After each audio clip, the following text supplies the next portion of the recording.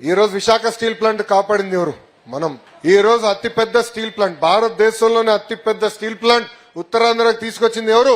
మన ప్రభుత్వం. విశాఖపట్నానికి అనేక ఐటీ పరిశ్రమలు ఈ రోజు వస్తున్నాయంటే, టీసీఎస్ గానీ గూగుల్ గానీ ఎన్ని వస్తున్నాయంటే తీసుకొచ్చింది ఎవరు? మన ప్రభుత్వం. రైల్వే జోన్ ఏర్పాటు చేసింది ఎవరు? మన ప్రభుత్వం.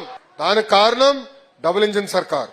కేంద్రంలో ప్రధానమంత్రి గారు, రాష్ట్రంలో బాబు గారు ఇద్దరు కలిసికట్టుగా పనిచేస్తున్నారు. రాష్ట్రాన్ని ముందుకు తీసుకెళ్తున్నారు. ఎస్, చంద్రబాబు నాయుడు గారికి అన్ని రకాలుగా అండగా నిలబడాలని బాబు గారు కోరతం లేటు ఈ రోజు ఇస్తున్నారు. మీరే ఆలోచించండి. 5 సంవత్సరాలు రైల్వే జోన్ పట్టుకొచ్చారా? విశాఖపట్నానికి వాళ్ళు ప్యాకేజ్ తీసుకొచ్చారా? విశాఖపట్నం ఒక్క ఐటీ కంపెనీ తీసుకొచ్చారా? గాల్లో తిరిగాడు. అట్లా చేశారు. మనం పనిచేశాం, తీసుకొచ్చాం. మనం అందరం కూడా కూటమి ధర్మం పాటించాలి. కలిసికట్టుగా పోరాడం, కలిసికట్టుగా హామీలు ఇచ్చాం, కలిసికట్టుగా ముందరికెళ్తాం. విడాకులు ఉండవు, క్రాస్ ఫైర్లు ఉండవు, మిస్ ఫైర్లు ఉండవు. అందరం కూర్చోవాలి, కలిసికట్టుగా పనిచేయాలి, మిత్రధర్మం పాటించాలి. అందరం కలిసికట్టుగా ముందరికెళ్తేనే మనం అనుకున్న లక్ష్యాలు మనందరం సాధించగలుగుతాం.